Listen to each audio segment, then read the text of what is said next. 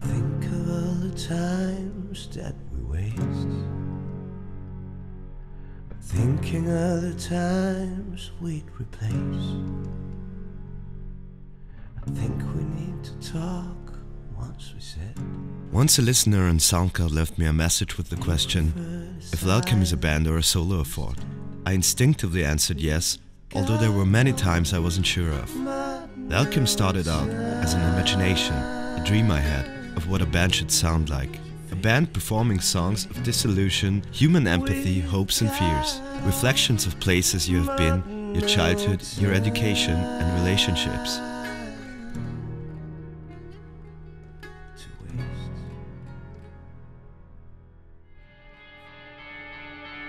Back then, when I started to write songs for an imaginary band, I didn't know that, of course.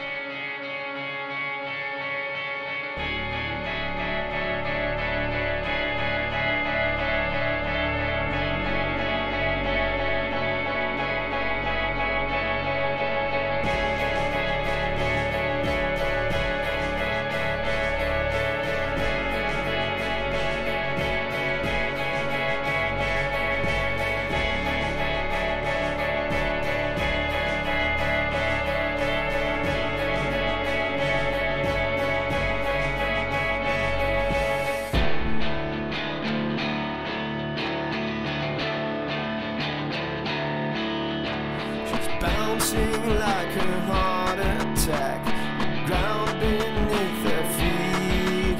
Although I was influenced by the rock bands from the 70s, 80s and 90s, the first experience I had as a musician was electronic music. I did a lot of drum and bass, trip-hop and big beat before I fell in love with playing guitars and writing songs once again. I would have something to say in a more conventional way, I thought. This is where rock music felt like home to me.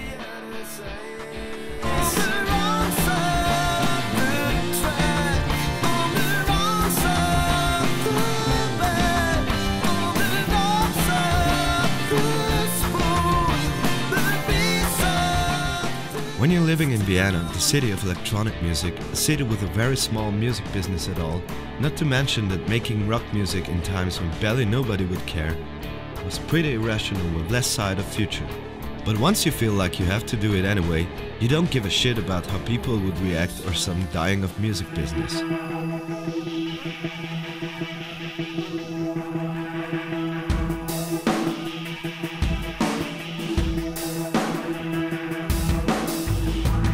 There were a few lineups, including 2 lead singers and a guitarist, before we had our first constant group together.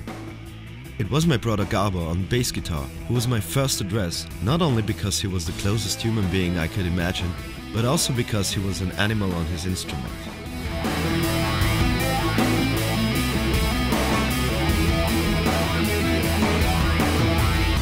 Ron played the drums, who came from Britain and was lucky to join a band which didn't sound like Oasis, so he could do his progressive stuff, and me singing and playing the guitars. It felt like us against the whole world for the first time.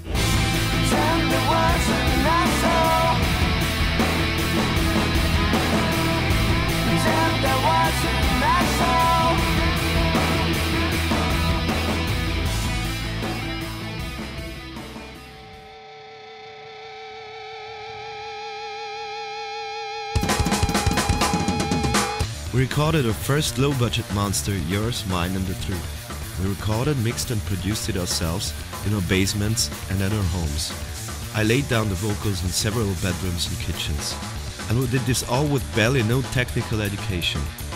I did the artwork and some videos since I'm very into the visual side of music, which became another trademark of the band.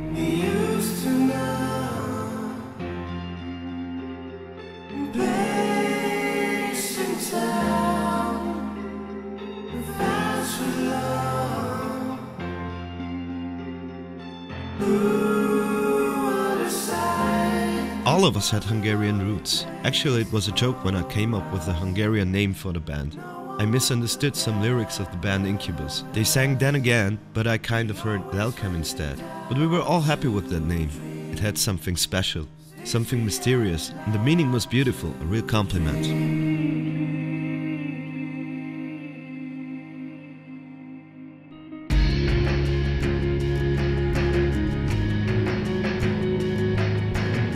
2 years later, the band had its first crisis in the midst of the recordings for the second album. Spending 24/7 with each other made us tired and unsure about a common future. We decided to break up and go for a musical holiday for an unknown time. Maybe forever, I thought.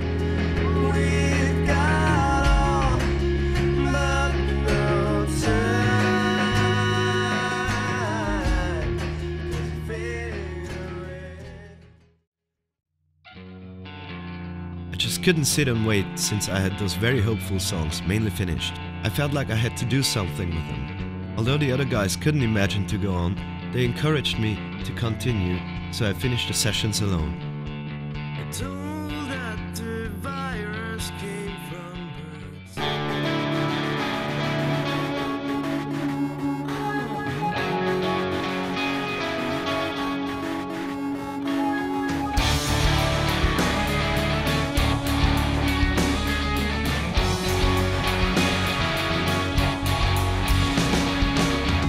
I spent nearly 1.5 years recording, mixing and engineering the music of all 4 seasons in one day.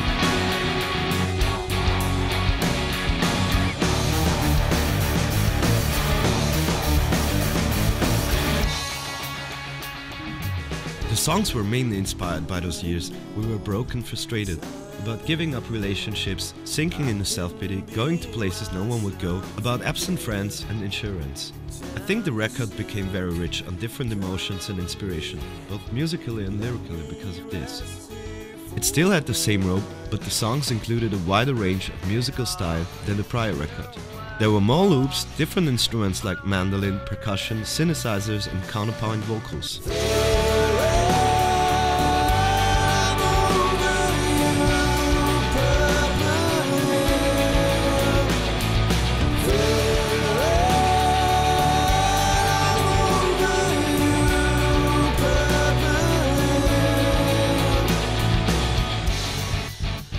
On the other hand, it sounded very honest. It came from somewhere deep inside. I wanted to do it for myself.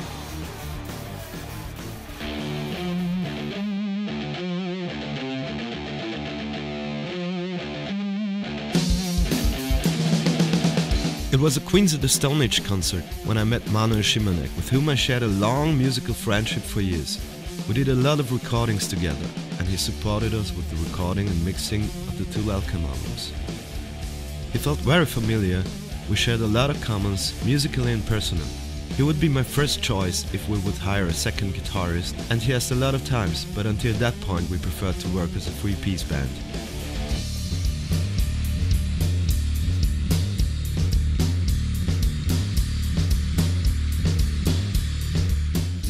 So after the Queen's concert he asked about the progress with LelKem. I told that there is no band at all, but there was a second album which I planned to release and I wanted to continue where we stopped. So let's give it a try, he said. Manuel had the same desire in music and he was frustrated about his musical stagnation too. We had a similar taste in music and the same point of view about what and how a band should sound and act like. He's an excellent guitar player, he has a style that would fit perfectly to mine and he would enable me to focus more on singing. I always had that purpose to play with another guitarist, and he was the right one, I felt. He was very ambitious about the project. He reckoned me a common friend who would be a kick-ass bass player and who would be the best for the job.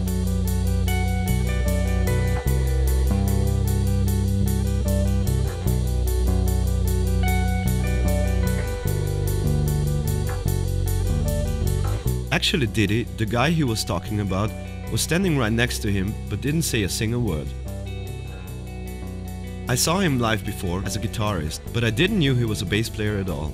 Later I found out he doesn't speak much at all. He prefers to play bass instead, and he's a real giant on it. He's a huge rhythm machine, the perfect bridge between grooves and melodies. He's got a great sense of where to feel more and where less notes. On the top he has a great musical sense which enables him to think not only as a bass player but as a musician too. He can be the main spot and become invisible at the same time.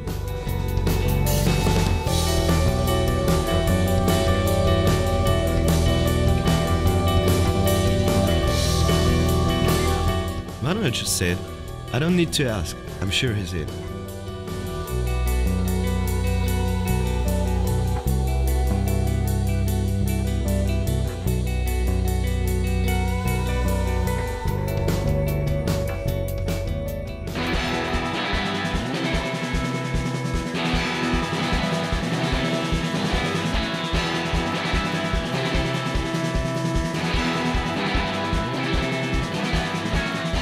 Together we went and rehearsed the new songs and some from the first album.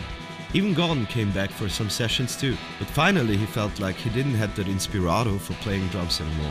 So we stood there without a drummer again. If you're the target and I am the gun,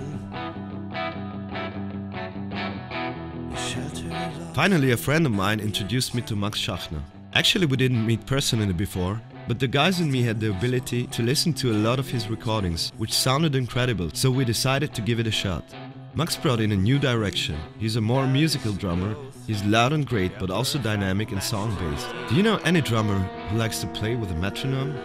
Well, he does. He's really fast in finding right fills and grooves when it comes down to it. And besides, he has a great sense of humor. A perfect match to me. Perfect place to be.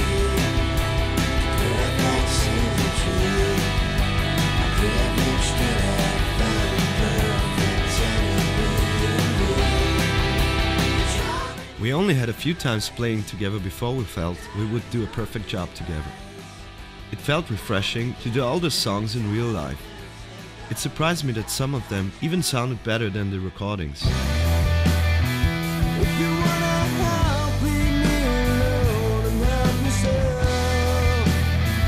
If you wanna contact, just lay down next to me.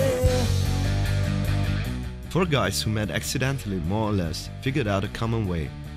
We also got personally close to each other, with the willing to reach out for more and pulling on the same rope. Close your eyes and hear the sound. Strange but beautiful.